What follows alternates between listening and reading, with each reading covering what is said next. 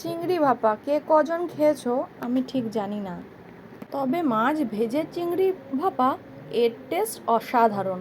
একবার ট্রাই করে দেখো বন্ধুরা। এখানে আছে নারকোল, সর্ষে, পোস্ত, কাঁচা লঙ্কা, আরও ইত্যাদি যা যা দিতে হয়। সর্ষের তেলটা কিন্তু অবশ্যই বেশি করে দিও।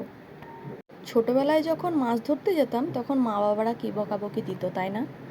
আজকে যখন বড় হয়ে নিজে বৃষ্টিতে ভিজে ছাতা নিয়ে মাছ কিনতে যাই, তখন আর বকার মতন কেউ থাকে না। সংসারে নানান রকম কাজে বেঁচে থাকি, আর বোঝাই যায় না কখন করে সময় পেরিয়ে যায়। তো ভাপাটা মাছটা ভেজে আমি করেছি, তোমরা দেখে নাও পুরো রেসিপিটা। ভালো লাগলে অবশ্যই লাইক করো, কমেন্ট করো, শেয়ার করো। অনেক দিন পর আমি ভিডিও দিলাম, তবে ভিডিওগুলো কেমন হয় কিন্তু কমেন্ট করে কখনো জানাও না। অবশ্যই যেন চেষ্টা করো কমেন্ট করে জানাবার। ভালো লাগলে অবশ্যই টেস্ট করে কিন্তু জানিও কমেন্টে কেমন হয়েছে দিদি। তবে এই রান্নাটা আমি অনেক দিন পরেই করলাম, কি বলো? তোমরা তো দেখেছো বই কি, তাই না? আমার ছেলে ভীষণ অসুস্থ, তাই আর ভিডিও ঠিকঠাক মতন সময় দিতে পারি না।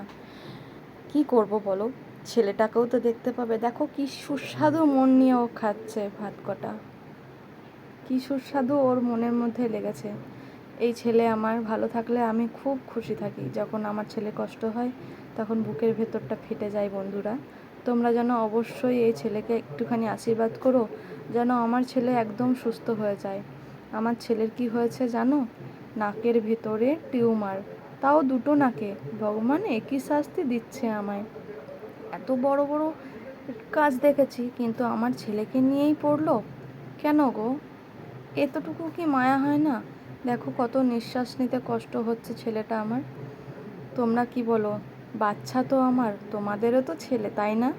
তোমরা যেন অবশ্যই জানিও আমার ছেলেটা কতটা সুস্থ থাকবে, কতটা ভালো থাকবে। আজকের মতন টাটা বন্ধুরা, ভালো থেকো, সুস্থ থেকো।